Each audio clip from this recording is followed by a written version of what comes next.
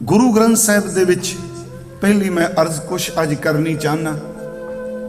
बहुत सारे शब्द ऐसे ने जेड़े सतगुरु आप ही प्रश्न पैदा करते ने ते आपे ही उस प्रश्न का उत्तर देंदे आ। सीधी गल आप ही सवाल पैदा करते आ ते सवाल तो बाद सतगुरु जी आप ही उस सवाल का उत्तर देन लग पैंदे आ।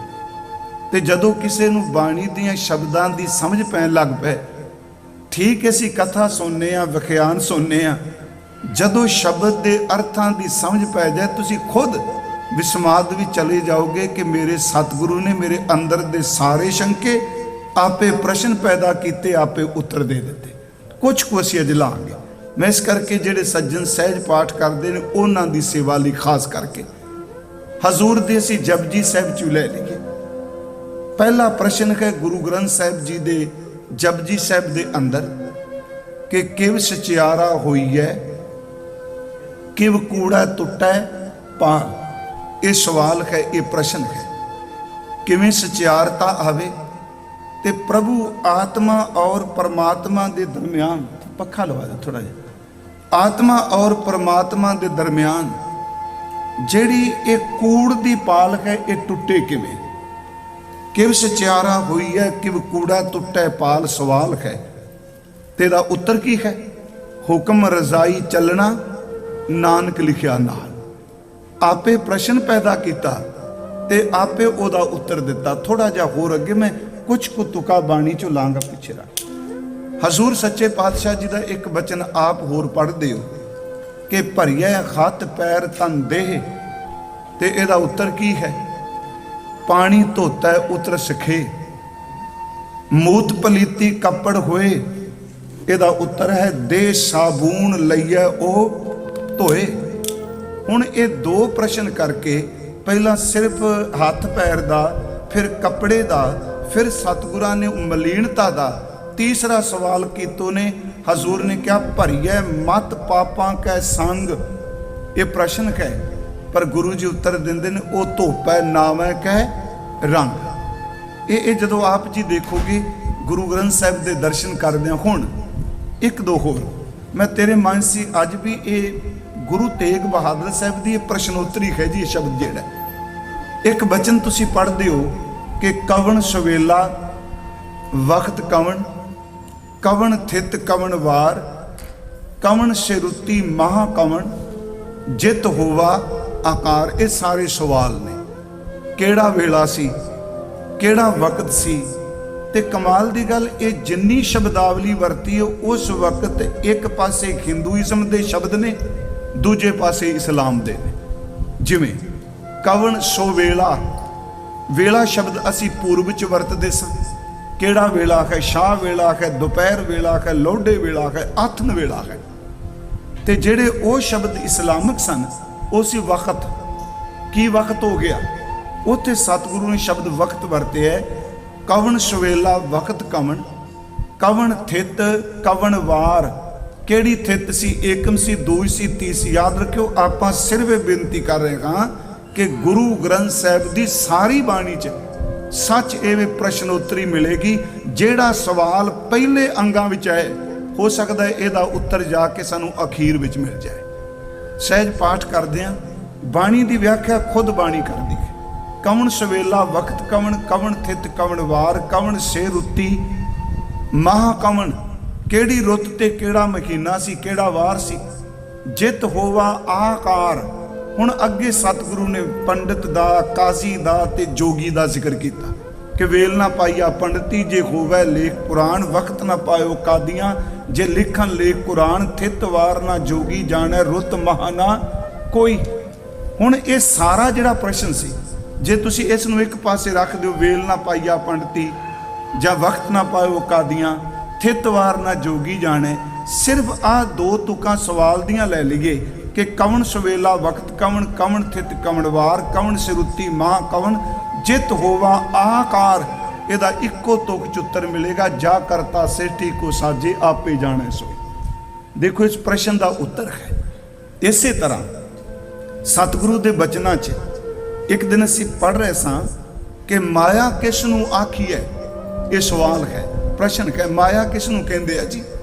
कि आ जिहड़ी बंदे दे बनाई हुई आ करंसी है जां इहदे मैटल दे सिक्के ने, सोना चांदी, ये माया है? गुरु साहब ने माया की परिभाषा कमाल दी दिती। माया किसनों आखी है? क्या माया कर्म कमाए? की काम करती है माया? माया की डेफिनेशन की प्रश्न है। महाराज कहते दुख सुख ये जियो बद है।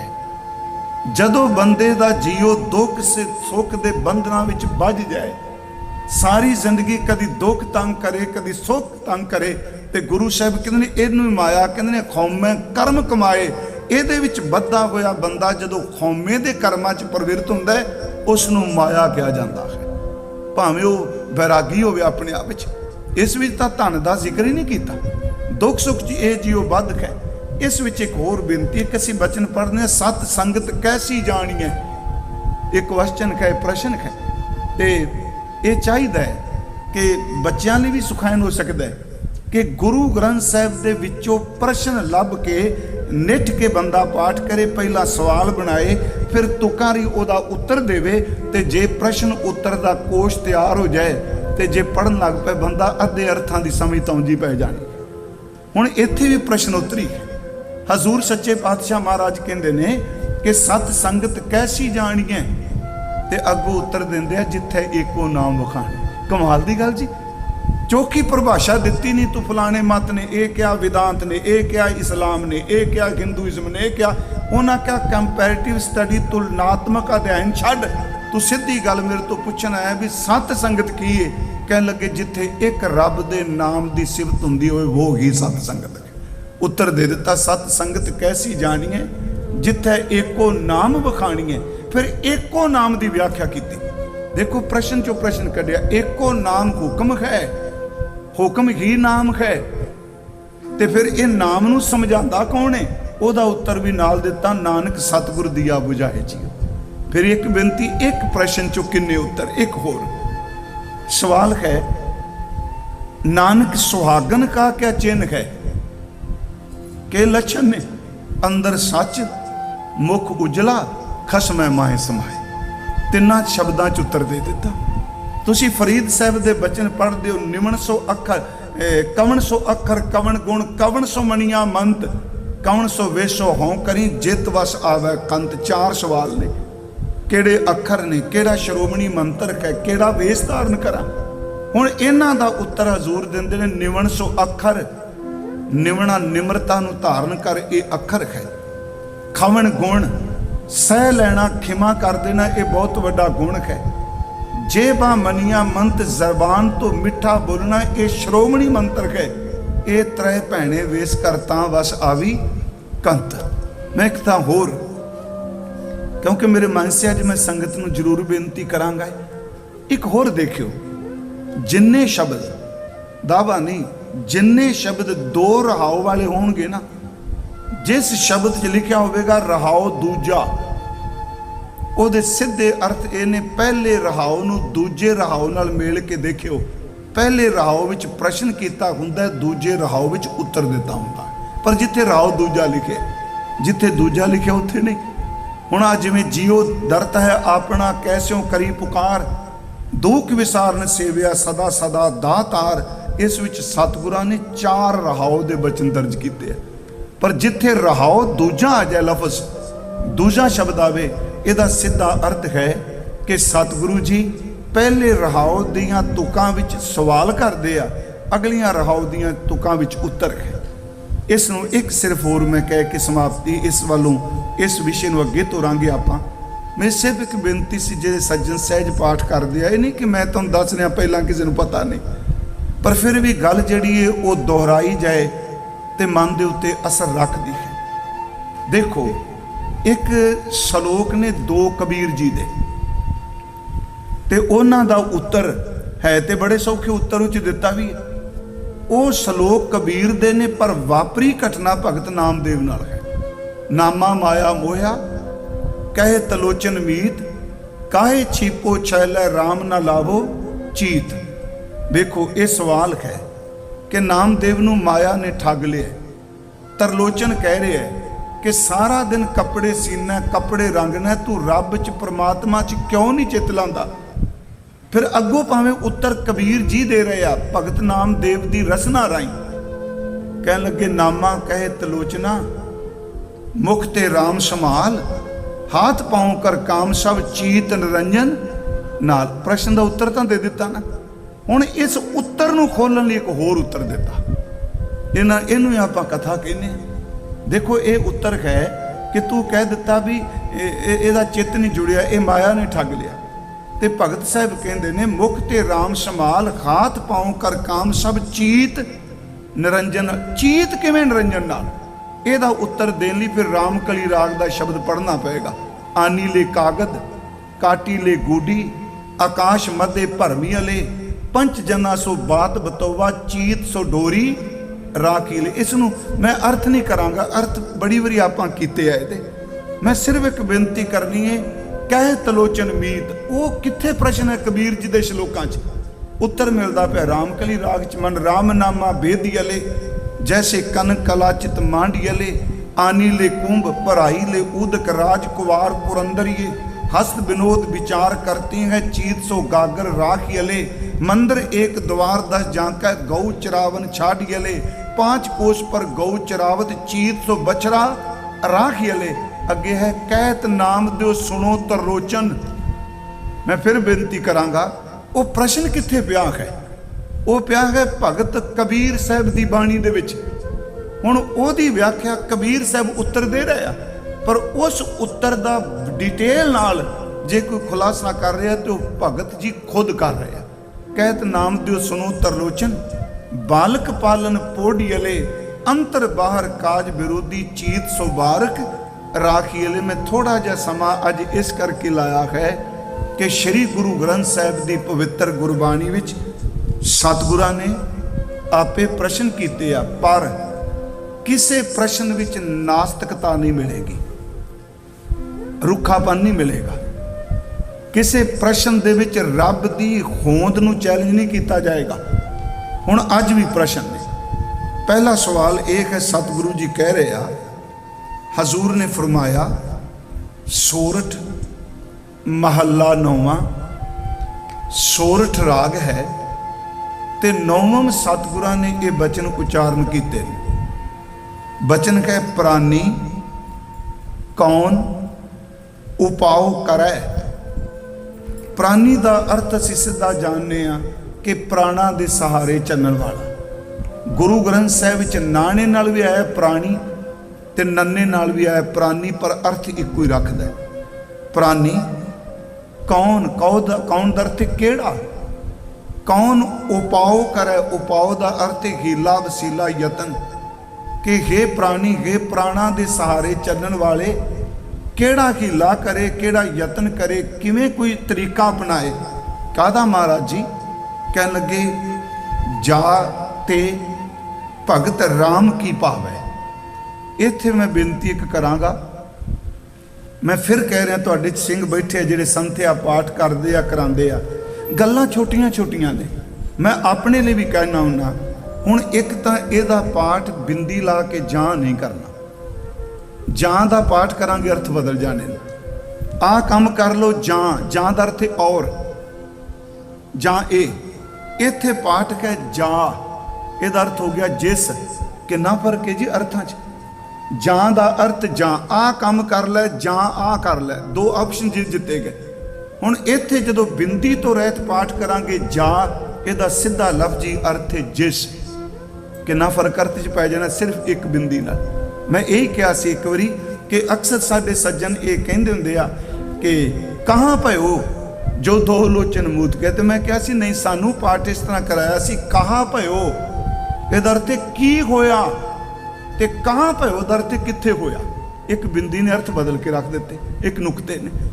इत्थे जी प्राणी कौन उपाओ करे, ये प्राणी की उपा करे, की यतन करे, केड़ा हीला करे। सीधे अर्थ ने या ते जिस उपा करके, जिस हीले नाल। इनू फिर पिछे जोड़ांगे, जाते जिस उपा करके भगत राम की पावै। हुण इत्थे मैं फिर बेनती करा, भगत है, इत्थे भगत दे तत्ते नूं स्याही है। पूरे गुरु ग्रंथ साहिब च जिथे भी भगत दे तत्ते नूं सिहारी होवे, इहदे अर्थ गुरमुख विद्वान करदे आ परमात्मा दी भगती। भगती स्त्रीलिंग शब्द, मैं कोई व्याकरण नहीं पढ़ा रहा। अगे शब्द आ गया राम की। जिहड़ा की शब्द है ये भगती नाल जुड़ के अर्थ करेगा। की स्त्रीलिंग है। हजूर सच्चे पातशाह जी कह रहे आ, जाते भगत राम की पावै। केड़ा उपाय करे बंदा जिस करके ये प्रभु दी राम दी भगती प्राप्त कर ले, इनू परमात्मा दा सिमरन मिल जाए। ते अगली गल जी, जम को त्रास हरै। जेड़ी मौत है, जमदूत है। त्रास दा लफ्जी अर्थ है जी डर, खरै दा अर्थ मुक्त हो जाए तो छुट जाए। रहाओ ਇਹਦੇ ਵਿੱਚ ਸਤਿਗੁਰਾਂ ਨੇ ਸਿਰਫ 3 ਬਚਨ ਕਹੇ ਵੀ ਇਨਸਾਨ ਕਿਹੜਾ ਹੀਲਾ ਕਰੇ, ਕਿਹੜਾ ਉਪਾਅ ਕਰੇ ਜਿਸ ਨਾਲ ਇਹਨੂੰ ਪ੍ਰਭੂ ਦੀ ਭਗਤੀ ਦੀ ਦਾਤ ਮਿਲ ਜਾਏ। ਤੇ ਦੂਸਰੀ ਗੱਲ, ਜਿਹੜੀ ਇਹਦੇ ਅੰਦਰ ਮੌਤ ਦਾ ਭੈ ਹੈ, ਜਮ ਦਾ ਡਰ ਹੈ, ਜਮ ਦੇ ਤਰਾਸ ਤੋਂ ਸਦਾ ਵਾਸਤੇ ਮੁਕਤ ਹੋ ਜਾਏ। ਦੋ ਹੀ ਗੱਲਾਂ ਨੇ ਜੀ। ਮੈਂ ਥੋੜੀ ਜਿਹੀ ਇਸ ਦੀ ਵਿਆਖਿਆ ਕਰ ਦੇਣਾ ਵਾ, ਕਿਉਂਕਿ ਇਹ ਸਿਰਫ ਪ੍ਰਸ਼ਨ ਹੈ, ਉੱਤਰ ਅੱਗੇ ਜਾ ਕੇ ਮਿਲਣਾ ਹੈ। ਪੂਰੇ ਗੁਰੂ ਗ੍ਰੰਥ ਸਾਹਿਬ ਵਿੱਚ ਸਭ ਤੋਂ ਵੱਡੀ ਦਾਤ ਜਿਹੜੀ ਪਰਮੇਸ਼ਵਰ ਦੀ ਮੰਗੀ ਗਈ ਹੈ ਉਹ ਹੈ ਭਗਤੀ, ਸਿਮਰਨ। ਭਾਵੇਂ ਕਿ ਭਾਰਤ ਵਿੱਚ ਭਗਤੀ ਦੀ ਗੱਲ ਜਦੋਂ ਕਰਦੇ ਆ ਤੇ ਇਹਨੂੰ ਸਾਊਥ ਨਾਲ ਜੋੜਦੇ ਆ, ਦੱਖਣ ਨਾਲ, ਕਿ ਭਗਤੀ ਦੀ ਪਰੰਪਰਾ ਉੱਥੋਂ ਆਉਂਦੀ ਹੈ। ਸ਼੍ਰੀ ਗੁਰੂ ਗ੍ਰੰਥ ਸਾਹਿਬ ਦੀ ਬਾਣੀ ਨੇ ਸਭ ਤੋਂ ਵੱਡਾ, ਅੱਜ ਵੀ ਗੁਰੂ ਜੀ ਦੱਸਣਗੇ, ਸਭ ਤੋਂ ਵੱਡੀ ਜਿਹੜੀ ਪਰਮਾਤਮਾ ਦੇ ਘਰ ਵਿੱਚ ਕਰਮ ਸਫਲ ਹੈ ਉਹ ਸਿਰਫ ਉਹਦੀ ਕੀਰਤੀ, ਉਹਦੀ ਭਗਤੀ ਤੇ ਉਹਦਾ ਸਿਮਰਨ ਹੈ। ਕੱਲ ਜਿਵੇਂ ਇੱਕ ਉਦਾਹਰਨ ਦਿੱਤੀ ਸੀ, ਪਾਠ ਪੜ੍ਹਿਓ ਅਰ ਵੇਦ ਵਿਚਾਰਿਓ, ਨਿਵਲ ਭੁਹੰਗਮ ਸਾਧੇ, ਪੰਚ ਜਨਾ ਸੋ ਸੰਗ ਨਾ ਛੁਡਕਿਓ, ਅਦਕ ਆਂਗ ਬੁੱਧ ਬਾਂਧੇ। ਉਸ ਅਸ਼ਟਪਦੀ ਦੇ ਅਖੀਰ ਵਿੱਚ ਹੈ ਰਾਹੋ ਦੀ ਪਹਿਲਾਂ ਤੇ ਤੋ ਕਿ ਮੈਂ ਕੀਏ ਕਰਮ ਅਨੇਕਾਂ। ਅਖੀਰ ਵਿੱਚ ਗੁਰੂ ਜੀ ਕਹਿੰਦੇ ਨੇ ਬੇਅੰਤ ਕਰਮ ਕੀਤੇ, ਪਾਠ ਪੜ੍ਹੇ, ਗ੍ਰੰਥ ਪੜ੍ਹੇ, ਕਥਾ ਕੀਤੀਆਂ, ਨੰਗੇ ਪੈਰ ਧਰਤੀ ਤੇ ਘੁੰਮੇ, ਤੀਰਥਾਂ ਦਾ ਰਟਨ ਕੀਤਾ, ਜੋਗੀਆਂ ਵਾਲੇ 84 ਆਸਨ ਵੀ ਕੀਤੇ। ਮੈਂ ਸਾਰੀਆਂ ਤੁਕਾਂ ਨਹੀਂ ਪਾ ਰਿਹਾ, ਸਿੱਧੇ ਅਰਥ। ਰਾਜਿਆਂ ਵਾਲੀ ਦੌਲਤ, ਧਨ, ਐਸ਼ਵਰਜ ਸਭ ਕੁਝ ਆਇਆ, ਪਰ ਮਹਾਰਾਜ ਕਹਿੰਦੇ ਦਾਨ ਵੀ ਕੀਤਾ, ਪੁੰਨ ਵੀ ਕੀਤਾ। ਅਖੀਰ ਤੇ ਗੁਰੂ ਨੇ ਇੱਕ ਗੱਲ ਸਮਝਾਈ, ਕਰਮ ਜਿੰਨੇ ਮਰਜ਼ੀ ਕਰ ਲੈ, ਪਰਮਾਤਮਾ ਦੀ ਭਗਤੀ ਤੋਂ ਉੱਚਾ ਕੋਈ ਵੀ ਕਰਮ ਨਹੀਂ। ਉਹਦੇ ਅਖੀਰ 'ਚ ਹਰ ਕੀਰਤ ਸਾਧ ਸੰਗਤ ਹੈ, ਸਿਰ ਕਰਮਨ ਕੈ ਕਰਮਾ। ਹੁਣ ਇਹ ਸਿਰ ਕਰਮਨ ਕੈ ਕਰਮਾਂ ਦੇ ਅਰਥ ਕਰ ਲੱਗਿਆ ਫਿਰ ਪਿੱਛੇ ਜਾਣਾ ਪੈਣਾ। ਮੈਂ ਕੀਏ ਕਰਮ ਅਨੇਕਾਂ ਦਿਨ, ਪਰ ਸੱਚ ਇਹ ਵੇ ਕਿ ਪਰਮਾਤਮਾ ਦੀ ਭਗਤੀ ਕੀਰਤੀ ਤੋਂ ਉੱਪਰ ਕੋਈ ਕਰਮ ਨਹੀਂ। ਮਹਾਰਾਜ ਕਹਿੰਦੇ ਹਰ ਕੀਰਤ ਸਾਧ ਸੰਗਤ ਕਹੇ, ਸਿਰ ਕਰਮਨ ਕੈ ਕਰਮਾ, ਕਹੋ ਨਾਨਕ ਤਿਸ ਭਇਓ ਪ੍ਰਾਪਤ, ਜਿਸ ਪੁਰਬ ਲਿਖੇ ਕਾ ਲਹਿਣਾ। ਗੁਰੂ ਤੇਗ ਬਹਾਦਰ ਸਾਹਿਬ ਕਹਿੰਦੇ ਆ, ਪਹਿਲੀ ਗੱਲ ਕੀ ਵਸੀਲਾ ਹੈ, ਕੀ ਹੀਲਾ ਹੈ ਕਿ ਜਿਸ ਨਾਲ ਸਾਨੂੰ ਪਰਮਾਤਮਾ ਦੀ ਭਗਤੀ ਮਿਲ ਜਾਏ, ਸਿਮਰਨ ਮਿਲੇਗੀ। ਅਸੀਂ ਇਹਨੂੰ ਫਿਰ ਵਿਆਖਿਆ ਕਰਨੇ। ਜਮ ਕੋ ਤਰਾਸ ਹਰੈ। ਚਲੋ ਅਸੀਂ ਜਮ ਪੜ੍ਹਨੇ ਆ, ਇਸਲਾਮ ਵਾਲੇ ਵੀਰ ਅਜ਼ਰਾਈਲ ਕਹਿੰਦੇ ਆ, ਗੱਲ ਤਾਂ ਇੱਕੋ ਹੀ ਹੈ ਨਾ। ਜਾਂ ਤੁਸੀਂ ਸ਼ਬਦ ਮੌਤ ਵਰਤ ਲਓ। ਕਿਹੜਾ ਬੰਦਾ ਜਿਹਦੇ ਅੰਦਰ ਮੌਤ ਦਾ ਭੈ ਨਹੀਂ? ਸੱਚੀ ਮੁੱਚੀ ਇਹ ਭੈ ਤੁਰ ਅੰਦਰ ਇੰਨਾ ਕੁ ਡੂੰਘਾ ਬੈਠਾ ਹੈ। ਹਾਂ, ਕੋਈ ਰੱਬ ਦੀ ਬਖਸ਼ਿਸ਼ ਵਾਲਾ, ਰਹਿਮਤ ਦਾ ਪਾਤਰ ਹੋ ਜਾਏ ਜਿਹੜਾ ਮੌਤ ਦੇ ਭੈ ਤੋਂ ਮੁਕਤ ਹੋ ਜਾਏ, ਪਰ ਨਹੀਂ।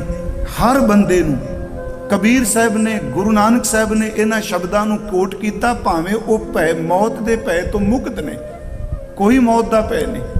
ਤੇ ਮੈਂ ਆਪ ਨੂੰ ਇੱਕ ਵਾਰ ਕਿਹਾ ਸੀ ਇੱਥੇ ਕਿ ਗੁਰੂ ਨਾਨਕ ਸਾਹਿਬ ਜੀ ਦੀ ਇਹੀ ਚੜ੍ਹਦੀ ਕਲਾ ਦਾ ਇੱਕ ਸਾਡੇ ਲਈ ਪ੍ਰਮਾਣ ਹੈ, ਸਾਡੀ ਸੁਰਤ ਲਈ, ਕਿ ਮੌਤ ਦਾ ਸੰਬੰਧ ਵੈਣ ਨਾਲ ਹੈ।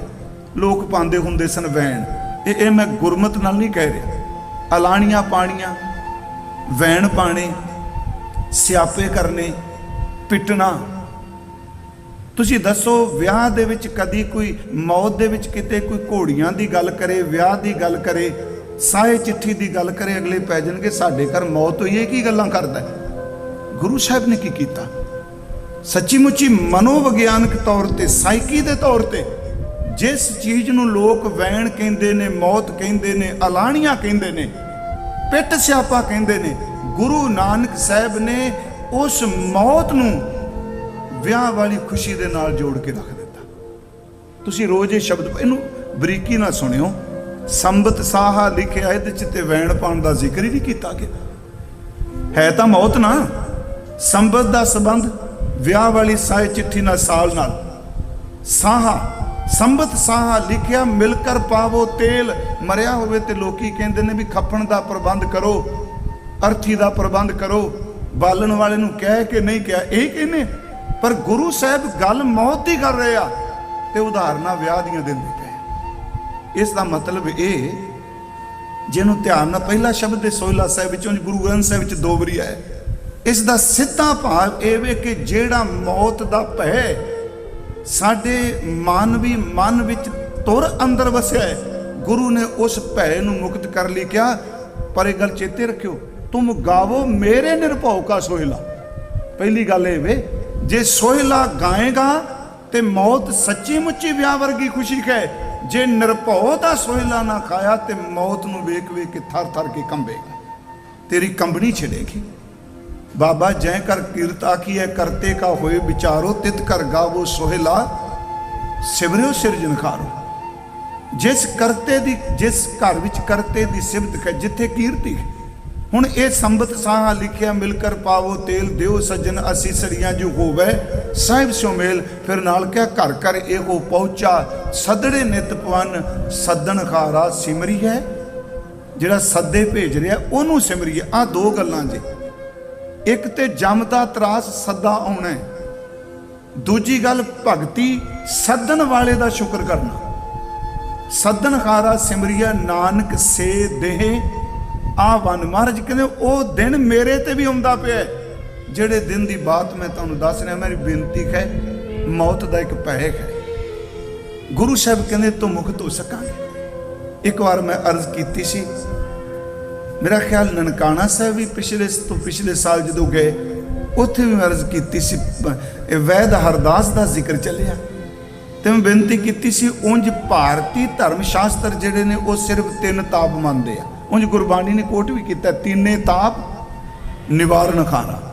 ਹਾਂਜੀ, ਪਰ ਦੂਜੇ ਪਾਸੇ ਗੁਰੂ ਸਾਹਿਬ ਨੇ ਆਪਣੇ ਕੋਲੋਂ ਉਹਨਾਂ ਤਾਪਾਂ ਤੋਂ ਵਿਲੱਖਣ ਵੱਖ 4 ਦੁੱਖਾਂ ਦਾ ਜ਼ਿਕਰ ਕੀਤਾ, ਜਿਹੜੀ ਪੂਰੀ ਮਾਨਵਤਾ ਨੂੰ ਦੱਬੀ ਬੈਠੇ ਨੇ। ਮੈਂ ਜਾਂ ਤੁਸੀਂ ਹੋ। ਸੱਚੀ ਮੁੱਚੀ ਇਹ 4ਾਂ ਦਾ ਬਾਕੀ ਵਿਸਤਾਰ ਹੈ। ਦੁੱਖ ਕੀ ਹੈ? ਉਂਝ ਇਹ ਜਿੰਨੀ ਕੁ ਸਮਝਿਆ, ਦੁੱਖ ਹਰ ਉਹ ਘਟਨਾ ਹੈ, ਹਰ ਉਹ ਬੰਦਾ ਹੈ, ਹਰ ਉਹ ਵਸਤੂ ਹੈ, ਹਰ ਉਹ ਕਰਮ ਹੈ ਜਿਹੜਾ ਮੇਰੇ ਮਨ ਮੁਤਾਬਕ ਨਹੀਂ ਹੋਇਆ, ਉਹ ਦੁੱਖ ਹੈ। ਜਿਹੜਾ ਮੇਰੇ ਅਨੁਸਾਰ ਹੋ ਗਿਆ ਪਿਆਰੋ ਸੌਖੀ। ਇਹ ਫਿਰ ਹੈ, ਇਹ ਚੰਗਾ ਵੀ ਹੋ ਸਕਦਾ, ਮੰਦਾ ਵੀ ਹੋ ਸਕਦਾ। ਜੋ ਮੇਰੇ ਅਨੁਕੂਲ ਹੋਇਆ, ਜਿਹਦੇ ਚ ਮੈਨੂੰ ਫਾਇਦਾ ਹੈ, ਮੇਰਾ ਸਵਾਰਥ ਹੈ, ਉਹ ਸੁੱਖ ਹੈ। ਜਿਹੜੇ ਮੇਰੇ ਪ੍ਰਤੀਕੂਲ ਹੈ, ਹੋ ਸਕਦਾ ਜੋ ਮੇਰੇ ਪ੍ਰਤੀਕੂਲ ਹੈ ਕਿਸੇ ਦੇ ਅਨੁਕੂਲ ਬਹੁਤ ਹੋਵੇ, ਪਰ ਮੇਰਾ ਅੰਦਰ ਦੁਖੀ ਹੋਵੇਗਾ ਕਿਉਂਕਿ ਮੇਰੇ ਅਨੁਸਾਰ ਕਿਉਂ ਨਹੀਂ ਹੋਇਆ। ਸਿੱਧੀ ਜੀ ਦੁੱਖ ਦੀ ਪਰਿਭਾਸ਼ਾ ਇਉਂ ਕਹਾਂ, ਜੋ ਮੇਰੇ ਅਨੁਕੂਲ ਹੈ ਉਹ ਸੁੱਖ ਹੈ, ਜੋ ਮੇਰੇ ਪ੍ਰਤੀਕੂਲ ਹੈ ਉਹ ਦੁੱਖ ਹੈ। ਉਹ ਕਰਮ ਹੋਣ, ਉਹ ਜੋ ਮਰਜ਼ੀ ਹੋਵੇ। ਗੁਰੂ ਸਾਹਿਬ ਨੇ ਜਿਹੜੇ 4 ਦੁੱਖ ਦਿੱਤੇ, ਉਹਨਾਂ ਵਿੱਚੋਂ ਸਭ ਤੋਂ ਪਹਿਲਾ ਦੁੱਖ ਹਜ਼ੂਰ ਨੇ ਵਿਛੋੜੇ ਦਾ ਦਿੱਤਾ ਸੀ। ਵਿਛੋੜਾ ਬਹੁਤ ਵੱਡਾ ਦੁੱਖ ਹੈ, ਕਿਸੇ ਨੂੰ ਵੀ ਪੈ ਜਾਏ, ਜਿਉਂਦੇ ਨੂੰ ਪੈ, ਮਰੇ ਦਾ ਪੈ। ਦੂਜਾ ਦੁੱਖ ਮਨ ਦੀਆਂ ਤਿਸ਼ਰਾਵਾਂ ਦੱਸਿਆ, ਆਦ ਬਿਆਦ ਉਪਾਦ ਵਰਤਿਆ ਬਾਣੀ 'ਚ। ਦੂਜਾ ਦੁੱਖ ਹੈ ਮਨ ਦੀ ਤ੍ਰਿਸ਼ਨਾ, ਮਨ ਦੀ ਭੁੱਖ ਜਿਹੜੀ ਮਿਟ ਨਹੀਂ ਰਹੀ। ਤੀਸਰਾ ਦੁੱਖ ਆ ਜਿਹੜਾ ਗੁਰੂ ਤੇਗ ਬਹਾਦਰ ਕਹਿ ਰਹੇ ਨੇ, ਜਮ ਕੋ ਤਰਾਸ ਹਰੇ, ਮੌਤ ਦਾ ਦੁੱਖ ਹੈ। ਚੌਥਾ ਗੁਰੂ ਕਹਿੰਦਾ ਜਦੋਂ ਕਦੀ ਬਿਮਾਰੀ ਫੈਲਦੀ ਹੈ ਤੇ ਬਿਮਾਰੀ ਦਾ ਦੁੱਖ ਹੈ। ਇਹ 4 ਹੀ ਨੇ। ਦੁੱਖ ਵਿਛੋੜਾ, ਇੱਕ ਦੁੱਖ ਭੂਖ। ਪਹਿਲਾ ਦੁੱਖ ਹੈ ਵਿਛੋੜੇ ਦਾ। ਦੂਸਰਾ ਦੁੱਖ ਹੈ ਭੁੱਖ ਦਾ। ਭੁੱਖ ਦਾ ਅਰਥ ਕੇਵਲ ਪੇਟ ਦੀ ਨਹੀਂ, ਸੱਚੀ ਮੁੱਚੀ ਪੇਟ ਤਾਂ ਇੱਕ ਰੋਟੀ ਨਾਲ ਰੱਜ ਜਾਂਦਾ ਹੈ, ਮਨ ਤਾਂ ਸਾਰੀ ਦੁਨੀਆ ਇਕੱਠੀ ਕਰਕੇ ਵੀ ਨਹੀਂ ਰੱਜਦਾ। ਪੇਟ ਲਈ ਤਾਂ ਡਾਕਟਰ ਵੀ ਕਹਿ ਦਿੰਦੇ ਨੇ ਇਦੋਂ ਵੱਧ ਖਾਏਗਾ ਤੇ ਮਰੇਗਾ, ਪਰ ਮਨ ਨੂੰ ਗੁਰੂ ਕਹਿੰਦਾ ਇਦੋਂ ਵੱਧ ਤ੍ਰਿਸ਼ਨਾ 'ਚ ਫਸੇਗਾ ਤੇ ਜ਼ਰੂਰ ਮਰੇਗਾ। ਗੁਰੂ ਜੀ ਕਹਿੰਦੇ ਸਭ ਤੋਂ ਪਹਿਲੀ ਗੱਲ ਵਿਛੋੜਾ ਦੁੱਖ ਹੈ। ਮੈਂ ਤਾਂ ਇਹ ਕਿਹਾ ਵੀ ਇਹ ਕਿਵੇਂ ਮੁਕਤ ਹੋ ਸਕੀਏ, ਕੋਈ ਇਹਦਾ ਹੱਲ ਹੈ? ਪਿਛਲੇ ਦਿਨੀ ਮੈਂ ਬੇਨਤੀ ਕੀਤੀ, ਮੈਂ ਉਦੋਂ ਕਿਹਾ ਐਲਸ ਬਰਾਂਟੇ ਮੈਂ ਥੋੜਾ ਦੁਹਰਾ ਦੇਣਾ। ਅਸੀਂ ਸਾਰੇ ਕਹਿੰਦੇ ਗੁਰੂ ਤੇਗ ਬਹਾਦਰ ਸਾਹਿਬ ਦਾ ਬੈਰਾਗ, ਤੇ ਮੈਂ ਕਹਿੰਦਾ ਉਹਨਾਂ ਜਦੋਂ ਬੈਰਾਗ ਦੀ ਗੱਲ ਕਰਨੇ ਆ, ਸੱਚੀ ਮੁੱਚੀ ਗੁਰੂ ਤੇਗ ਬਹਾਦਰ ਦਾ ਬੈਰਾਗ ਭਾਰਤ ਦੀਆਂ ਬੈਰਾਗੀ ਸੰਪਰਦਾਵਾਂ ਤੋਂ ਬੜਾ ਵੱਖਰਾ ਜੇ, ਨਿੰਦਿਆ ਲਈ ਨਹੀਂ। ਮਹਾਤਮਾ ਬੁੱਧ ਸਿਧਾਰਥ ਰਾਜੇ ਦਾ ਪੁੱਤਰ ਹੈ। ਉਹਦੀ ਜ਼ਿੰਦਗੀ 'ਚ ਸਿਰਫ 3 ਘਟਨਾਵਾਂ ਨੇ ਉਹਨੂੰ ਬਹੁਤ ਪ੍ਰਭਾਵਿਤ ਕੀਤਾ। ਇੱਕ ਬਿਮਾਰ ਆਦਮੀ ਦੇਖਿਆ, ਇੱਕ ਬੁੱਢਾ ਦੇਖਿਆ, ਇੱਕ ਮਰੇ ਹੋਏ ਦੀ ਅਰਥੀ ਦੇਖੀ। ਉਹਨੇ 3 ਘਟਨਾਵਾਂ ਵੱਖ-ਵੱਖ ਸਮੇਂ ਜਦ ਦੇਖੀਆਂ ਤੇ ਅੰਦਰੋਂ ਮਹਿਸੂਸ ਕਰ ਗਿਆ, ਮੈਂ ਬਿਮਾਰ ਹੋ ਗਿਆ, ਮੈਂ ਮਰ ਜਾਣਾ ਹੈ, ਮੇਰੇ ਤੇ ਬੁਢੇਪਾ ਹੋਣਾ ਹੈ। ਫਿਰ ਇੱਕ ਦਿਨ ਉਹਨੇ ਇੱਕ ਸਾਧੂ ਦੇਖਿਆ ਜੰਗਲ 'ਚ ਬੈਠਾ। ਉਹਦਾ ਚਿਹਰਾ ਸੱਚੀ ਮੁੱਚੀ ਕਮਲ ਦੇ ਫੁੱਲ ਦੀ ਤਰ੍ਹਾਂ ਖਿੜਿਆ ਸੀ। ਉਹਨੇ ਕਿਹਾ, ਇਹ ਕੌਣ? ਉਹ ਕਹਿੰਦਾ, ਜਿਹੜਾ ਸਾਰੇ ਦੁੱਖਾਂ ਤੋਂ ਨਿਰਲੇਪ। ਕਹਿੰਦਾ, ਪਰ ਇਹੋ ਜਿਹਾ ਬਣਨਾ ਹੈ। ਆਈ ਅੱਜ ਗੁਰੂ ਤੇਗ ਬਹਾਦਰ ਸਵਾਲ। ਪਰ ਜਦੋਂ ਤੁਰਦੇ ਆ ਬੈਰਾਗ ਆ ਗਿਆ। ਮੈਂ ਨਿੰਦ ਨਹੀਂ ਰਿਹਾ, ਮਹਾਤਮਾ ਬੁੱਧ ਨੇ ਬੜੀ ਵੱਡੀ ਪਲਸੇਟਾ ਮਾਰਿਆ, ਹਿੰਦੁਸਤਾਨ ਦੀ ਫਿਲਾਸਫੀ ਵਿੱਚ ਪਲਟ ਕੇ ਰੱਖ ਦਿੱਤਾ। ਪਰ ਜਿਸ ਦਿਨ ਘਰ ਛੱਡਿਆ, ਘਰਦਿਆਂ ਨੂੰ ਨਹੀਂ ਕਿਹਾ ਮੈਂ ਚੱਲਾ ਜੇ, ਪਤਨੀ ਨੂੰ ਨਹੀਂ ਦੱਸਿਆ ਮੈਂ ਸਵੇਰੇ ਤੁਰ ਜਾਣਾ, ਮੈਂ ਰਾਤ ਨੂੰ ਜਾਣਾ। ਪਤਨੀ ਤੇ ਬੱਚਾ ਦੋਨੋਂ ਸੁੱਤੇ ਛੱਡੇ। ਕਿਉਂ? ਕਿਉਂਕਿ ਜੇ ਇਹ ਜਾਗ ਪਏ ਮੇਰੇ ਇਸ ਬੈਰਾਗ ਲਈ ਮੋਹ ਦੀਆਂ ਤੰਦਾਂ ਨਾ ਬਣ ਜਾਣ। ਪਰ ਇਹ ਵੀ ਪਤਾ ਮੈਂ ਮਰਨਾ ਕਿਤੇ ਨਹੀਂ, ਮੈਂ ਆਤਮਿਕ ਸੁੱਖ ਲਈ ਚੱਲਿਆ। ਜਦੋਂ ਗੁਰੂ ਤੇਗ ਬਹਾਦਰ ਬੈਰਾਗੀ ਨਿਕਲਦਾ ਹੈ ਨਾ, ਦਿੱਲੀ ਦੀ ਧਰਤੀ ਨੂੰ ਜਾਂਦਾ ਹੈ, ਪਤਾ ਹੈ ਮੇਰਾ ਸਿਰ ਵਾਪਸ ਆਉਣਾ, ਮੈਂ ਵਾਪਸ ਕੋਈ ਨਹੀਂ ਆਉਣਾ। ਮੈਂ ਫਿਰ ਕਿਹਾ ਬੈਰਾਗ ਨੂੰ ਕਦੀ ਇਸ ਢੰਗ ਨਾਲ ਦੇਖੋ। ਸਾਰਾ ਪਰਿਵਾਰ ਵਿਦਿਆ ਕਰਨ ਜਾਂਦਾ ਹੈ। ਮਾਂ ਨਾਨਕੀ ਬਜ਼ੁਰਗ ਵਿਦਿਆ ਕਰਨ ਜਾਂਦੇ ਨੇ, ਮਹਿਲ ਮਾਤਾ ਗੁਜਰੀ ਜੀ ਜਾਂਦੇ ਨੇ, 9 ਸਾਲ ਦਾ ਪੁੱਤਰ ਜਾਂਦਾ ਹੈ। ਪਰ ਗੁਰੂ ਤੇਗ ਬਹਾਦਰ ਸਭ ਨੂੰ ਅਸੀਸ ਦਿੰਦਾ ਹੈ, ਮਾਂ ਦੀਆਂ ਅਸੀਸਾਂ ਲੈਂਦਾ ਹੈ। ਪਰ ਕਿਤੇ ਤੁਸੀਂ ਦੇਖੋ ਜ਼ਿੰਦਗੀ 'ਚ, ਹਿਸਟਰੀ 'ਚ ਪੜ੍ਹ ਕੇ ਦੇਖੋ, ਕਿਤੇ ਵੀ ਇਸ ਬੈਰਾਗੀ ਦੇ ਅੰਦਰ ਕਿਤੇ ਮੋਹ ਦੀ ਤੰਦ ਪੈਦਾ ਹੋਈ ਹੋਵੇ। ਪਿਆਰ ਹੈ। ਇਹ ਨਹੀਂ ਕਿ ਗੁਰੂ ਤੇਗ ਬਹਾਦਰ ਸਾਹਿਬ ਪਿਆਰ ਨਹੀਂ ਕਰਦੇ। ਮੈਂ ਫਿਰ ਉਸ ਦਿਨ ਕਿਹਾ ਵੀ ਇਹ ਬੈਰਾਗੀ ਦਾ ਅਰਥ ਇਹ ਨਹੀਂ ਕਿ ਆਪਣੇ ਨਿਆਣੇ ਨਾਲ ਹੇਟ ਕਰੋ, ਆਪਣੇ ਪਰਿਵਾਰ ਤੋਂ ਨਫ਼ਰਤ ਕਰੋ। ਗੁਰੂ ਗੋਬਿੰਦ ਸਿੰਘ ਜੀ ਨੇ ਆਪਣੀ ਰਚਨਾ 'ਚ ਬਕਾਇਦਾ ਲਿਖਿਆ, ਕਹਿਣ ਲੱਗੇ, ਆਨੰਦਪੁਰ ਮੇਰੇ ਬਾਪੂ ਨੇ ਇੰਨੇ ਲਾਡ ਲੜਾਏ, ਪੁੱਛੋ ਕੁਝ ਨਹੀਂ। ਮਦਰ ਦੇਸ਼ ਹਮਕੋ ਲੈ ਆਏ, ਭਾਂਤ ਭਾਂਤ ਦਈਨ ਦੁਲਰਾਏ। ਦੁਲਾਰ ਲਾਡ ਪਿਆਰ ਕੀਤਾ ਭਾਂਤ ਭਾਂਤ ਤਰੀਕਿਆਂ ਨਾਲ। ਭਾਂਤ ਬੰਦ ਦਈਨ ਦੁਲਰਾਏ, किन्नी अनक भांत रक्षा दीनी भांत भांत की शिक्षा। जब हम कर्म धर्मो आए देवलोक ता पिता सिधाए। मुहब्बत की। मैं फिर आपको एक बेनती जी कर लगा, सब तो बड़ा गुरु तेग बहादुर सवाल उठा रहे हैं। ये सारे संसार का सवाल है, भगती किवें मिले। साडा भी प्रश्न है, ये जी मौत तंग करती फिर ये मत मारी पई है। सच्ची मुची असीं सारे त्रास त्रास करने अंदर तुर पै बैठे। गुरु तेग बहादुर कहते हैं, वाहिगुरू जी मैनूं दसो ये बंदा की करे जिहड़ा डरिया बैठा है। एक इहदे अंदर भगती किवें पैदा होवे, क्योंकि भगती तो बिना जम दा त्रास नहीं जा सकता। इनू सुनियो, दुख विछोड़ा, एक दुख भूख, पहला दुख भूख, तीजा कह एक दुख सख्तवार जमदूत जम को त्रास हारै। एक दुख सख्तवार जमदूत, एक दुख रोग लगे तन ताए वैद ना भोले दारू लाए। तेरे कोल दवाई नहीं। मैं फिर बेनती करा, ये समस्या है। कबीर जैसा महापुरख उन्हें सानू समझाने लिए, मैं पिछले दिन अगे शायद इसे स्थान ते आ जाए, गुरु तेग बहादुर साहब कहते मेरे मना की किता, मूंड मंडा के सिर ते भगवें कपड़े पा के तुरया फिरना। मैं जो शब्द पढ़िया मैं क्या महाराज ये की कह दिता। यदा मतलब एक वो रोंड मुंड होए बंदे नूं समझाने लिए भी अपने उत्ते शब्द टुका के बोलिया। अगे बचन आएगा। गुरु तेग बहादुर सच्चा पातशाह जां गुरु साहब की बाणी वो एक पासे मौत के भय नूं बयान करनगे, पर यदा मतलब ये नहीं वो डरे हुए ने। कबीर साहब कहते कबीर जम का ठेंगा बुरा है वो नहीं सहया जाए, जम को त्रास हरे। कि जम का ठेंगा जम का डंडा बड़ा बुरा है, जदों मारदा सिर विचों जरिया नहीं जाता। तो मतलब कबीर जम तो डर है? नहीं नहीं, वो एक पासे बाणी च कह रहा, कबीर मेरी बुद्ध को जम ना करे तिस्कार, जिन ए जमवा सिरजिया सो जपिया परवदगार। इत्थे है जम का डंडा बुरा है, जम का ठेंगा बुरा है, वो नहीं सहया जाए। एक जो साधु मोहे मिलियो तिन लिया अंचल लाए। है बड़ा ठेंगा पैड़ा, पर साधु गुरु मिलिया ਉਹਨੇ ਮੈਨੂੰ ਆਪਣਾ ਅੰਚਲ ਪਕੜਾ ਦਿੱਤਾ। ਦੇਖੋ ਇੱਕ ਬਚਨ ਆਪ ਤਿਲੰਗ ਰਾਗ ਸ਼ਬਦ ਹੈ, ਦੁਨੀਆ ਮੁਕਾਮੇ ਫਾਨੀ ਤਹਿਕੀਕ ਦਿਲਦਾਨੀ ਮਮ ਸਰ ਮਿਮੂਵੇ ਅਜ਼ਰਾਇਲ ਗ੍ਰਿਫਤ ਹੈ। ਗੁਰੂ ਨਾਨਕ ਸਾਹਿਬ ਦਾ ਸ਼ਬਦ ਹੈ, ਮਮ ਸਰ ਮੂਵੇ ਅਜ਼ਰਾਇਲ। ਹੁਣ ਮਮ ਸਰ ਮੇਰੇ ਸਿਰ ਦੇ, ਤੇ ਬਾਬਾ ਜੀ ਤੇ ਸੋਇਲਾ ਬੈਗਾਉਂਦੇ ਆ। ਉਹ ਕਿਉਂ ਕਹਿੰਦੇ ਪਏ? ਇਸ ਕਰਕੇ ਜਿਹੜਾ ਬੰਦਾ ਨਹੀਂ ਸਮਝਦਾ ਉਹਨੂੰ ਕਹਿੰਦੇ ਪਏ ਕੋਈ ਤੇਰੇ ਨਾਲ ਵਾਪਰ ਨਾ ਕਹੇ। ਮਮ ਸਰ ਮੂਵੇ ਅਜ਼ਰਾਇਲ ਗ੍ਰਿਫਤ ਹੈ, ਦਿਲ ਖੇਚ ਨਾ ਦਾਨੀ। ਉਹ ਦਿਲਿਆ ਤੈਨੂੰ ਰੰਚਕ ਮਾਤਰ ਵੀ ਪਤਾ ਨਹੀਂ ਕਿ ਤੇਰੇ ਸਿਰ ਦੇ ਵਾਲਾਂ ਨੂੰ, ਤੇਰੇ ਜੂੜੇ ਨੂੰ ਮੌਤ ਦੇ ਫਰਿਸ਼ਤੇ ਨੇ ਕੁੱਟ ਕੇ ਪਕੜਿਆ ਹੋਇਆ। ਗੁਰੂ ਤੇਗ ਬਹਾਦਰ ਸਾਹਿਬ, ਕਿਉਂਕਿ ਇਸੇ ਜੇ ਪ੍ਰਸ਼ਨ ਅੱਗੇ ਆਪਾਂ ਨੂੰ ਉੱਤਰ ਦੇਣਾ ਮਹਾਰਾਜ ਜੀ ਨੇ। ਹਜ਼ੂਰ ਕਹਿ ਰਹੇ ਨੇ, ਪ੍ਰਾਨੀ ਕੌਣ ਉਪਾਓ ਕਰੈ ਜਾਤੇ ਭਗਤ ਰਾਮ ਕੀ ਪਾਵੈ। ਇਹ ਪ੍ਰਭੂ ਦੀ ਪ੍ਰਮਾਤਮਾ ਦੀ ਭਗਤੀ ਧਾਰਨ ਕਰ ਲੈ, ਜਮ ਕੋ ਤਰਾਸ ਹਰੈ। ਮੌਤ ਦਾ ਜਮ ਦਾ ਤਰਾਸ ਇਹਦਾ ਮੁੱਕ ਜਾਏ ਰਹਾਓ।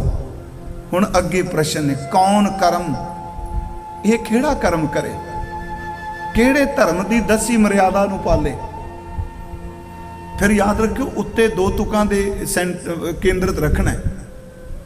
ਜਾਤੇ ਭਗਤ ਰਾਮ ਕੀ ਪਾਵੇ, ਜਮ ਕੋ ਤਰਾਸ ਹਰੇ। ਕੌਣ ਕਰਮ, ਕਿਹੜੇ ਕੰਮ ਕਰੇ, ਕਿਹੜੇ ਸ਼ੁਭ ਕਰਮ ਕਰੇ।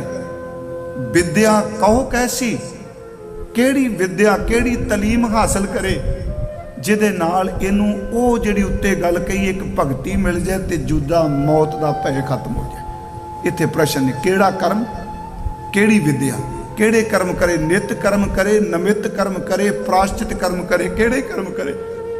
ਵਿਦਿਆ ਕਿਹੜੀ ਧਾਰਨ ਕਰੇ, ਇਹ ਬਾਹਰ ਦੀ ਵਿਦਿਆ ਗ੍ਰਹਿਣ ਕਰੇ, ਵੇਦ ਸ਼ਾਸਤਰਾਂ ਨੂੰ ਪੜ੍ਹੇ, ਸਿਮਰਤੀਆਂ ਨੂੰ ਪੜ੍ਹੇ, ਪੁਰਾਣ ਨੂੰ ਪੜ੍ਹੇ, ਧਰਮ ਗ੍ਰੰਥਾਂ ਦੀ ਵਿਦਿਆ ਲੈ ਜਾਂ ਬਾਹਰ ਮੁਖੀ ਤਾਰਕਿਕ ਵਿਦਿਆ ਲੈ।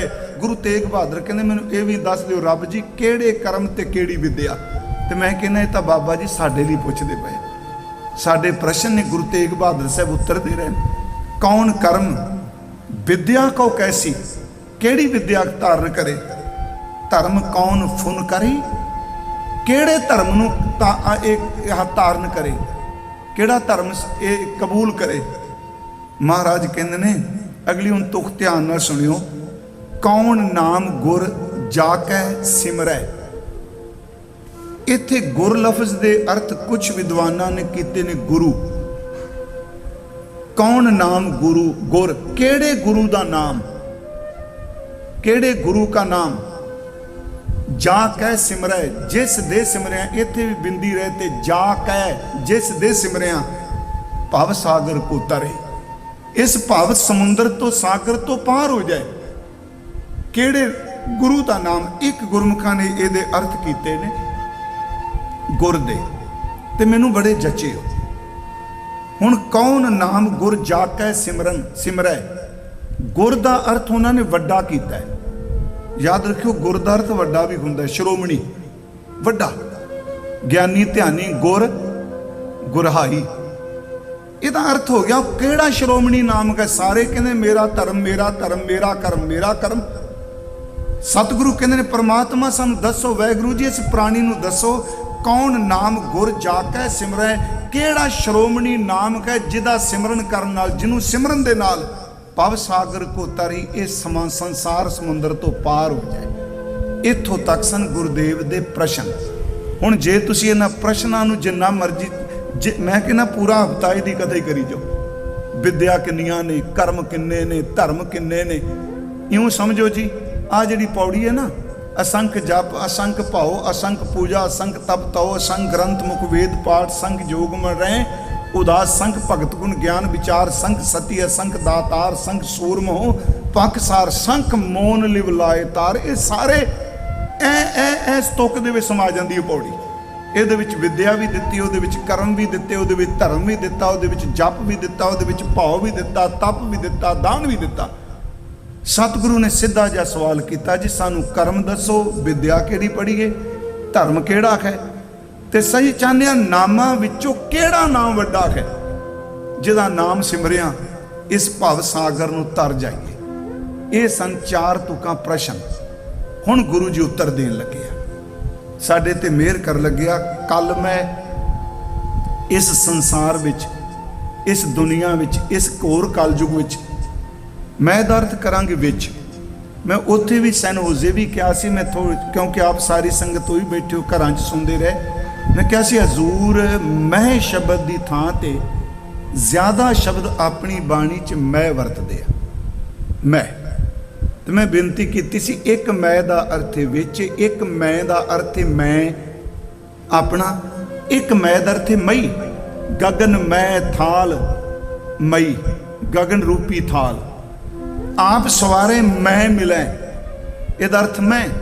ते आ जिहड़ा शब्द आया है जो गुरु जी कह रहे हैं कल मैं इस कलयुग विच, इहदा मैं दा अर्थ विच करांगे। मैं ये नहीं बिल्कुल मुद्दन क्या सी, बिल्कुल इस हक च नहीं जी, ये शब्द तुसी व्याकरण अनुसार ठीक करो, मम्मा ते खाए नूं सिहारी लाओ तां व्याकरण अनुसार ना। गुरु साहिब जी ने लिखदा कल मैं इस कलयुग विच एक नाम किरपा निध, फिर बिनती सुनियो, एक दा अर्थ एक ओंकार करांगे, एक परमात्मा दा नाम नाल शब्द वरत्या किरपा निध, निध दा अर्थ खजाना। हजूर कहंदे ने प्रश्न कहे धर्म केड़ा विद्या केड़ी, कुछ नहीं किया, आ ग्रंथ पढ़ लो, आ वेद पढ़ लो, आ कर्म कर लो। कह लगे इस कलयुग विच सब तो श्रोमणी जिहड़ा नाम है, कल मैं एक नाम किरपा निध, एक किरपा दे खजाने परमात्मा दा जो नाम है, जा है जिसनू जपै जपिया, जिस दे जपिया गत पावै, तेनू मुक्ति मिल जाएगी। तू कहना जम दा तरास मुक जाए, पर जम दा तरास मुकन तो एक स्टैप होर अगे तेनू सदा वास्ते मुक्त कर देंगे। इस कलयुग विच रब दा नाम ही सब तो ऊंचा है। देखो सारे प्रश्नों का उत्तर आ गया ना, धर्म कर्म विद्या। हजूर कहते ने कल मैं एक नाम किरपा नित जाए जपै गत पावै। हुण अगली गल, और धर्म ताकै समनाहिन, और दरते दूजे धर्म असीं समझने, बाकी जिन्ने धर्म ने ताकै तिस दे उस दे बराबर, सम समनायन ओदे बराबर नहीं, ये विद वेद बतावे। पर इत्थे वेद का अर्थ धर्म ग्रंथ होवेगा, क्योंकि गुरबाणी विच कई थावां ते मैं कल भी कहा सी, इन्हां ग्रंथां दे हवाले मिलदे आ कि आ गुरु जी कह रहे जिवें तुसी एक महाराज का पाठ करते हो, पढ़नवै नामा इऊं कह गीता, गुरमत राम नाम गौ मीता, पढ़नवै नामा इऊं कह गीता। हजूर कहंदे ने भाई सज्जना तू जिस वेद की गल करना है उन्होंने ध्यान नाल पढ़, ये वेद भी तेनू समझाता पिया भी इस समय रब दे नाम तो ऊपर कोई नाम नहीं, उहदे धर्म तो उच्चा कोई धर्म नहीं। इत्थे मैं रोक के एक दो बेनतियां करनियां ने जी। उंज असी भी कहने दुनिया च धर्म बड़े आ, बहुत धर्म ने जी। गुरु ग्रंथ साहिब मुताबक, वो मैं उस दिन भी उत्थे कहा सी जिस दिन आप धर्म का रखा कहा सी, धर्म शब्द संस्कृत की त्री धातु तो बनया है। जे लफ्जी अर्थ देखो, यदा अर्थ धारण करना, सहारा देना। इसे करके गुरुदेव ने जिन्हों हिंदुइज्म ने कहा सी भी ये धरती जिहड़ी है धौल दे सिंगां उत्ते है, गुरु ने क्या चुक्की तो ढगे ने, पर उस चलो बैल मैं कह देना, उस बलद का नाम आ नहीं जिहड़ा तू कहना, वो धर्म रूपी बलद दे सिंगां ते है। धौल धर्म, दया का पूत क्या धर्म दे सारे। धर्म की है? धर्म दे बहु अर्थ ने जी। धर्म का अर्थ फर्ज है, धर्म का अर्थ इंसाफ है, धर्म का अर्थ संप्रदाय है। जे तुसी परिवारक रिश्तियां नाल देखो तो धर्म का संबंध साडे रिश्तियां नाल भी है। मापियां का धर्म, पुत्रां का धर्म, धीआं का धर्म, राजे का धर्म, प्रजा का धर्म, मालक का धर्म, सेवक का धर्म। ये तो बड़ा जिन्ना मर्जी नूं डिटेल कर लो धर्म की व्याख्या। पर मैं बेनती करा, गुरु ग्रंथ साहिब ने धर्म की इको गल कही। गुरु अर्जुन देव कहते बलियो चिराग अंधियार में, सब कल उदरी एक नाम धर्म। ये शब्द एक नाम धर्म जिन्हों गुरु तेग बहादुर साहब कह रहे हैं, इस कलयुग विच सिर्फ नाम धर्म है, नाम तो विगुण। जे कोई कहता मेरा धर्म रूहानियत तो बिना धर्म नहीं, रूहानियत तो बिना एक धड़ा है, एक बहुत बड़ी संप्रदा हो सकती है। नाम तो बिना धर्म नहीं होता। गुरु साहब जी ने शब्द वरते हैं। मैं फिर बेनती करा, बलियो चिराग अंधियार में, सब कल उदरी एक नाम धर्म, प्रगट शकल हर भवन में, जन नानक गुर पार ब्रह्म। सुखमनी साहिब च पढ़ दो, सर्व धर्म में श्रेष्ठ धर्म, हर को नाम जप निर्मल कर्म।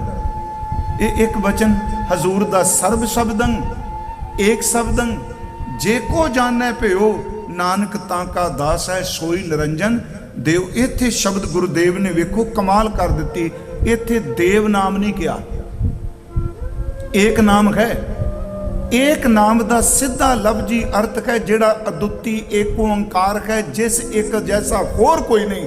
गुरु तेग बहादुर कहता बस ओदा ही नाम धर्म ही, ओदा नाम ही विद्या ही, ओदा नाम ही कर्म है। इदू वड्डा कर्म कोई नहीं, नाम जप लें, नाम जप लें, इदू वड्डा धर्म कोई नहीं।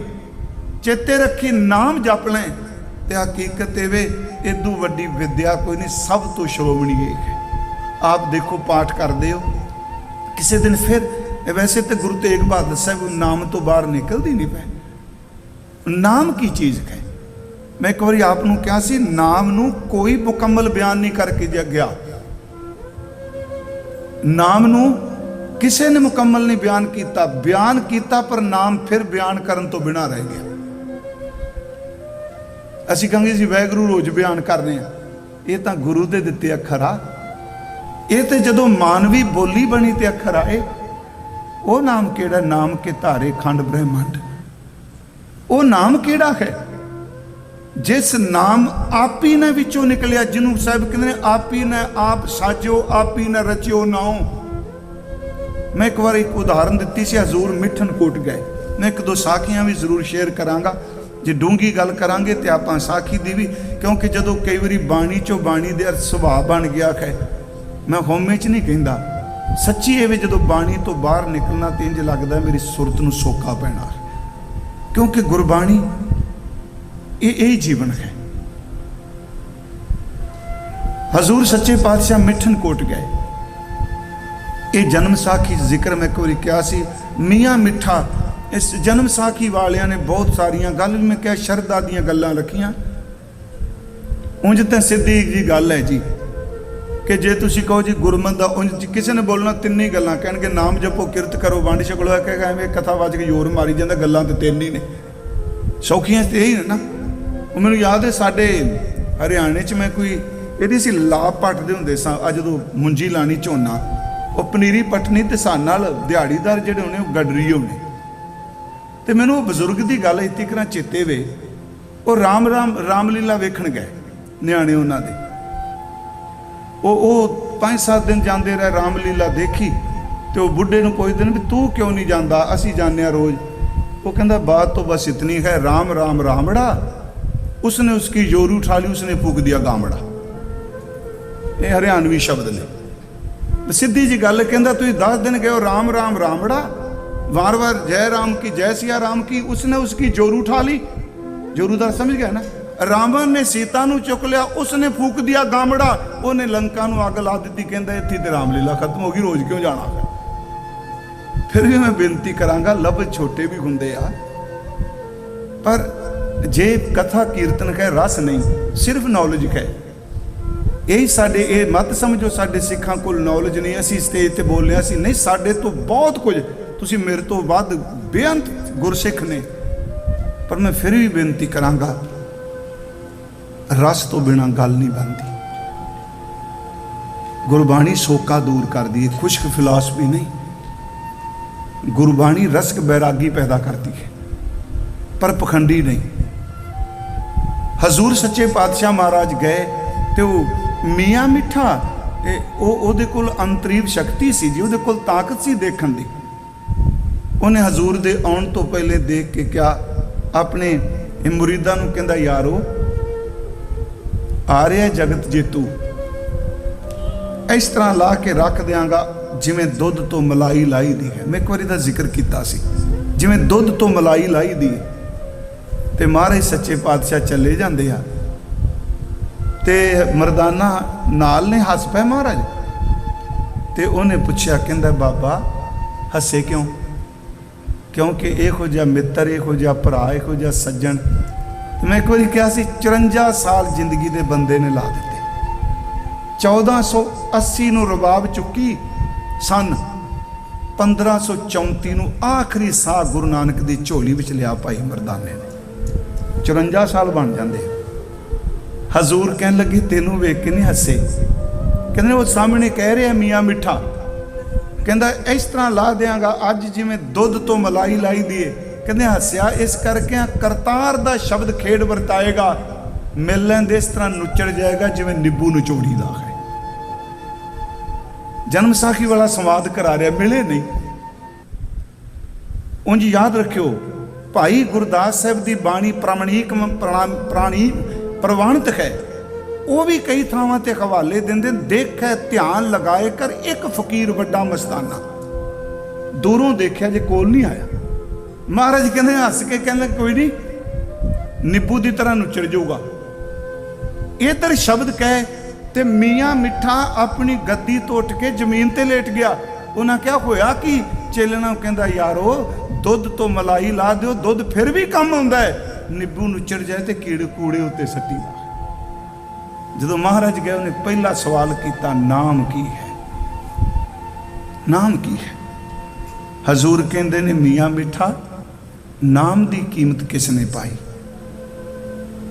ਉਹ ਫਿਰ ਸਵਾਲ ਕਰਦਾ ਹੈ ਨਾਮ ਕੀ ਹੈ? ਇਸ ਨੂੰ ਮਿੱਥ ਚ ਨਾ ਲਿਜਾਇਓ। ਇਹ ਵਾਹਿਗੁਰੂ ਸ਼ਬਦ ਬੋਲਨੇ ਆ, ਰਾਮ ਸ਼ਬਦ ਬੋਲਨੇ ਆ, ਅੱਲਾ ਸ਼ਬਦ ਬੋਲਨੇ ਆ। ਇਹ ਵੀ ਸ਼ਬਦ ਜਿੱਦਣ ਤਲ ਹੀਲ ਚ ਚਲਾ ਗਿਆ, ਧੁਰ ਅੰਦਰ ਚਲਾ ਗਿਆ, ਸ਼ਬਦ ਬੋਲ ਨਹੀਂ ਰਹਿਣਾ। ਅਸੀਂ ਬੋਲਨੇ ਇਸ ਕਰਕੇ ਸਾਨੂੰ ਚੁੱਪ ਕਰਨ ਦੀ ਜਾਚ ਆ ਜਾਏ। ਜਪ ਇਸ ਕਰਕੇ ਕੀਤਾ ਜਾਂਦਾ ਸਿਮਰਨ ਸ਼ੁਰੂ ਹੋ ਜਾਏ, ਤੇ ਜਿੱਦਣ ਸਿਮਰਨ ਸ਼ੁਰੂ ਹੋ ਗਿਆ ਉਦੋਂ ਜਪ ਬੰਦ ਹੋ ਜਾਏਗਾ। ਮੇਰੀ ਬੇਨਤੀ ਸਮੇਂ ਹਾਲਾਂਕਿ ਕਈ ਥਾਵਾਂ ਤੇ ਜਪ ਸ਼ਬਦ ਇਹ ਸਿਮਰਨ ਲਈ ਵੀ ਜੋੜਿਆ, ਜਪ ਮਨ ਸਤਨਾਮ, ਉਹ ਸਿਮਰਨ ਨਾਲ ਸੰਬੰਧਿਤ ਹੈ। ਹਜ਼ੂਰ ਕਹਿੰਦੇ ਨੇ ਮੀਆਂ ਮਿੱਠਾ ਨਾਮ ਦੀ ਕੀਮਤ ਕਿਸ ਨੇ ਜਾਣੀ? ਉਹ ਕਹਿੰਦੇ ਨਹੀਂ ਦੱਸੋ। ਸਾਡਾ ਇਤਿਹਾਸ ਕਹਿੰਦਾ ਹਜ਼ੂਰ ਨੇ ਉਹਨੂੰ ਪਕੜ ਕੇ ਉਸ ਦੀ ਬਾਂਹ ਪਕੜੀ। ਜਾਦੂਗਰ ਦੀ ਖੇਡ ਨਹੀਂ ਹੈ, ਗੁਰ ਅੰਮ੍ਰਿਤ ਪਿੰਨੀ ਦਿਉਰੀ ਹੈ।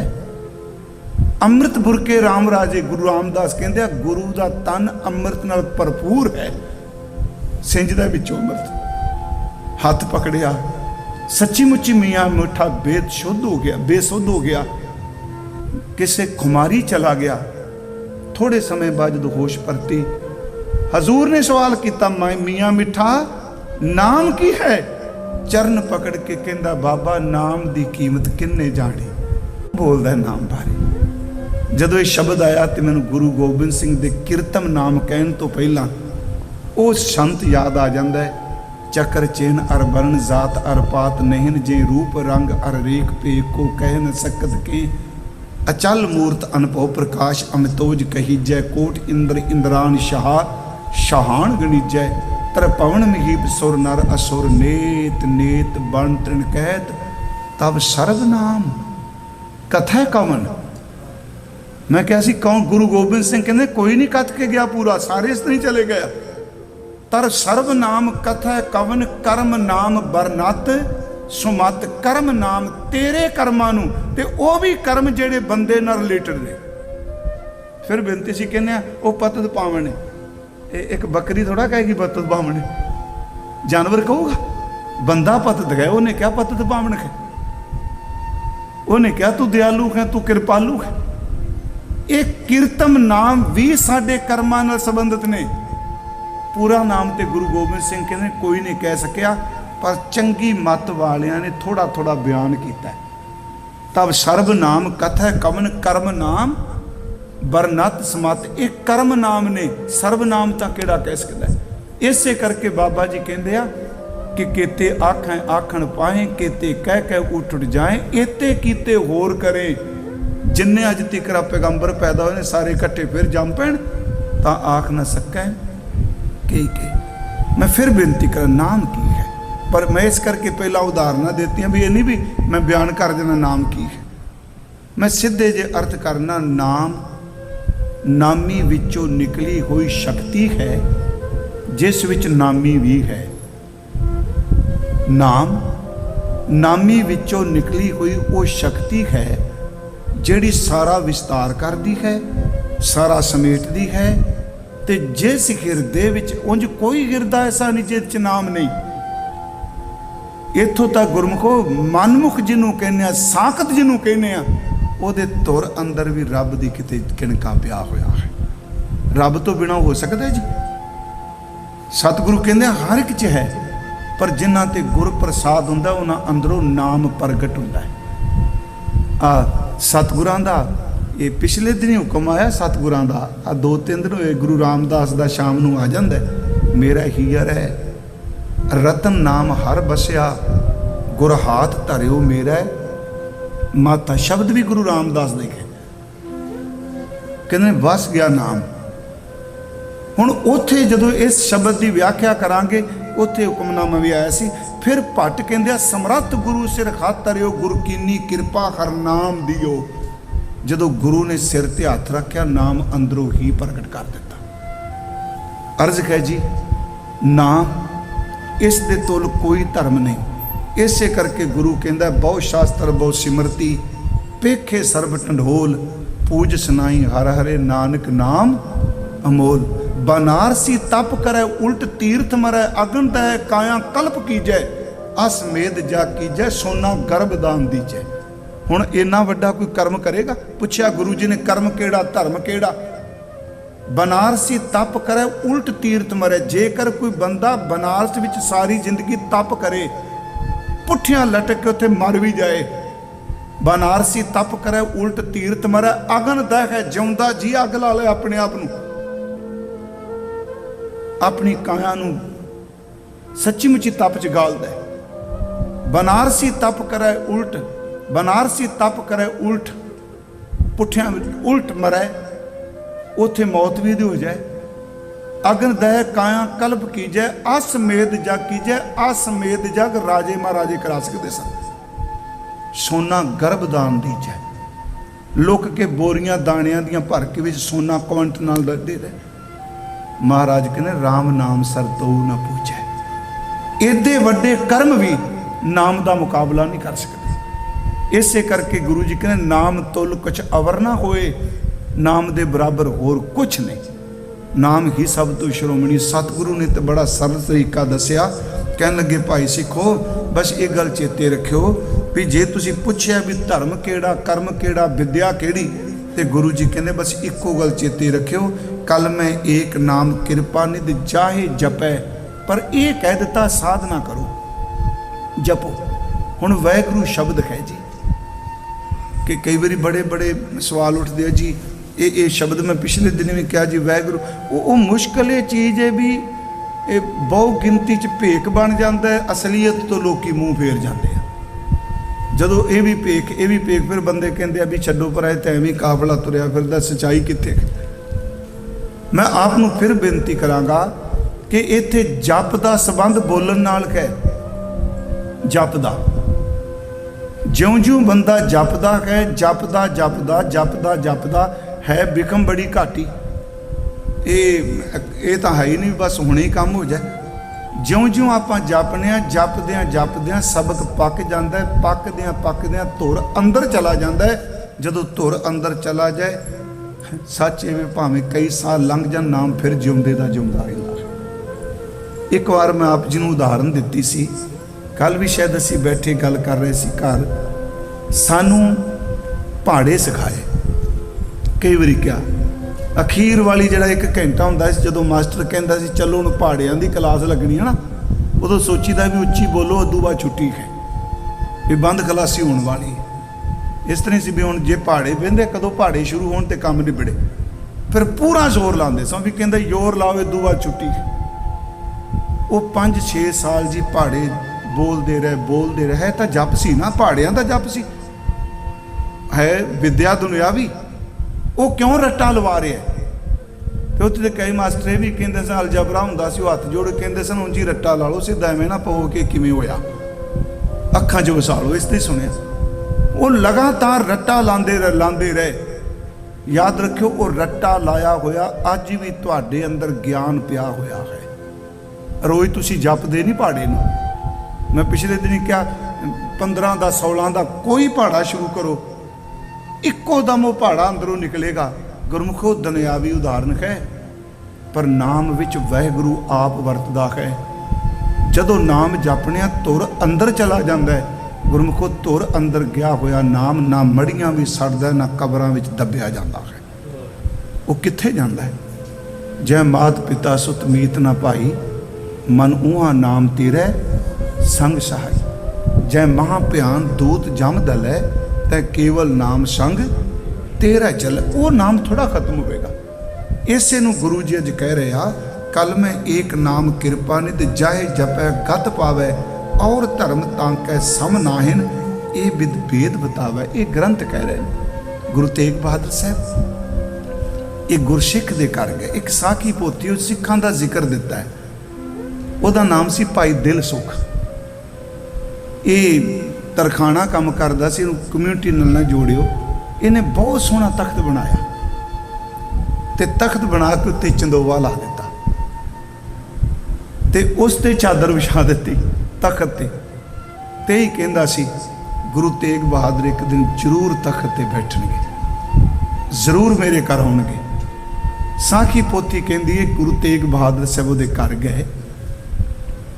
ਉਹਨੇ ਦੱਸਿਆ ਇੱਥੋਂ ਬੈਠੇ। ਜਦੋਂ ਅੰਦਰ ਪ੍ਰਵੇਸ਼ ਕੀਤਾ, ਉਹਨੇ ਮੱਥਾ ਟੇਕਿਆ, ਸਿੱਧੇ ਮਹਾਰਾਜ ਉਸ ਤਖਤ ਦੇ ਉੱਤੇ ਜਾ ਕੇ ਚੌਂਕੜਾ ਮਾਰ ਲਿਆ, ਚਰਨਾਂ 'ਚ ਬੈਠ ਗਿਆ। ਨਾਮ ਸੀ ਦਿਲ ਸੁਖ। ਤੇ ਗੁਰੂ ਤੇਗ ਬਹਾਦਰ ਸਾਹਿਬ ਕਹਿੰਦੇ, ਦਿਲ ਸੁਖ ਨਾਮ ਬੜਾ ਤੇਰਾ ਚੰਗਾ ਹੈ, ਪਰ ਬਾਹਰ ਦੇ ਸੁਖ ਬੜੇ ਨੇ, ਦਿਲ ਦਾ ਸੁਖ ਨਹੀਂ ਉਹ ਬਾਹਰੋਂ ਮਿਲਣਾ। ਦਿਲ ਦਾ ਸੁਖ ਤਾਂ ਮਿਲੇਗਾ ਜੇ ਦਿਲ ਵਿੱਚ ਸਾਈਂ ਦਾ ਨਾਮ ਵਸੇਗਾ। ਤੇਰਾ ਨਾਮ ਦਿਲ ਸੁਖ ਹੈ।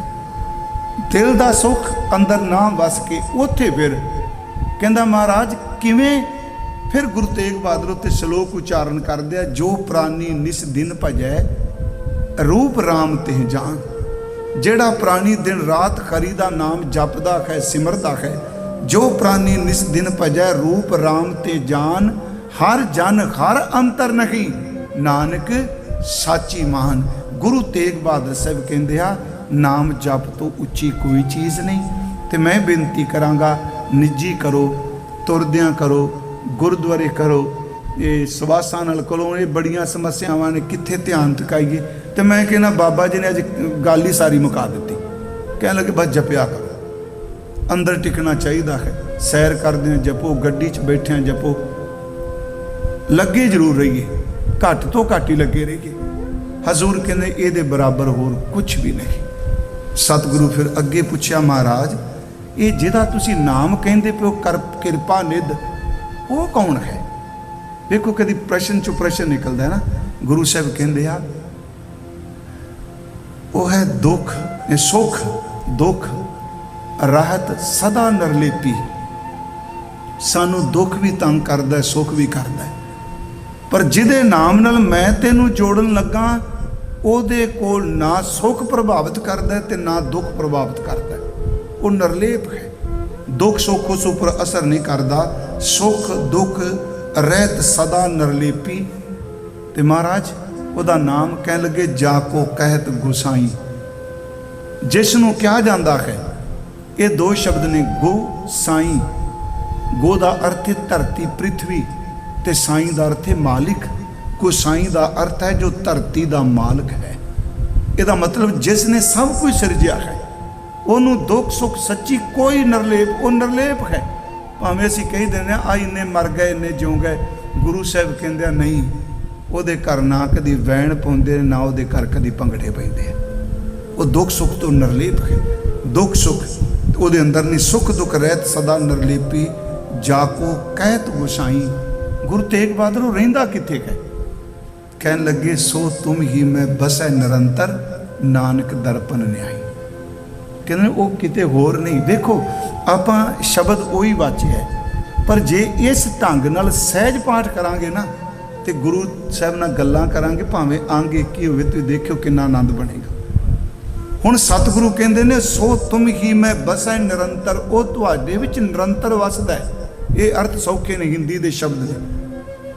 ਤੁਹਾਡੇ ਵਿੱਚ ਵਸ ਰਿਹਾ। ਤੁਮ ਸਾਨੂੰ ਸੰਬੋਧਨ ਕੀਤਾ, ਤੁਹਾਡੇ ਵਿੱਚ ਵਸ ਰਿਹਾ। ਕਿਵੇਂ ਵਸ ਰਿਹਾ? ਕਹਿਣ ਲੱਗੇ, ਨਾਨਕ ਦਰਪਨ ਨਿਆਈ। ਦਰਪਨ ਦਾ ਅਰਥ ਸ਼ੀਸ਼ਾ, ਆਰਸੀ। ਉਹ ਇਸ ਤਰ੍ਹਾਂ ਤੇਰੇ ਅੰਦਰ ਵਸਦਾ ਪਿਆ, ਮੁਕਰਮਾਏ ਜੈਸੇ ਸ਼ਾਹੀ। ਵੀ ਇਸ ਤਰ੍ਹਾਂ ਕਿਵੇਂ, ਸ਼ੀਸ਼ਾ ਤੇ ਖਾਲੀ ਹੈ। ਨਾਨਕ ਦਰਪਣ ਨਿਆਈ ਖਾਲੀ ਨਹੀਂ।